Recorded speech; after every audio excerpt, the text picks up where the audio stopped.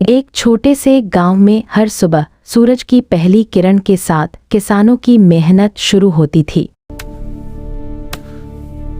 यहाँ का एक किसान दिन रात अपने खेत में काम करता था ताकि परिवार का गुजारा हो सके। उनका घर बहुत साधारण था, मिट्टी का बना छोटा सा आशियाना, लेकिन उनकी बेटी में कुछ अलग करने की चाह थी। रात दिन पढ़ाई करती वह अपने सपने संजो रही थी। वह अपने पिता की मेहनत देखकर और भी प्रेरित होती थी।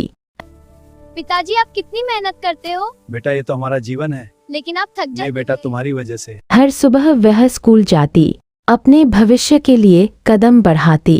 बच्चों, याद रखना, उम्मीद कभी मत छोड़ना। अब हम पढ़ाई शुरू करेंगे।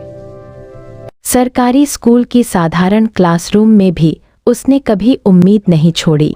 गांव वाले कहते पढ़ाई से क्या होगा, लेकिन पिता ने कभी हिम्मत नहीं हारी। पिता कहते, बेटी, अगर मेहनत करोगी तो कुछ भी असंभव नहीं। बेटी, अगर मेहनत करोगी तो कुछ भी असंभव नहीं।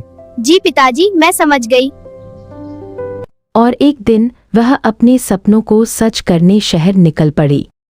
जा बेटी, अपने सपनों को सच कर। जी पिताजी, मैं कोशिश करूंगी। सदा खुश रहना। छोटे कमरे में किताबों से घिरी उसने दिन रात मेहनत की। यूपीएससी की तैयारी में उसने हर रोज खुद को चुनौती दी। 3 बार परीक्षा में असफलता ने उसे थोड़ा हताश किया, लेकिन उसने हार नहीं मानी।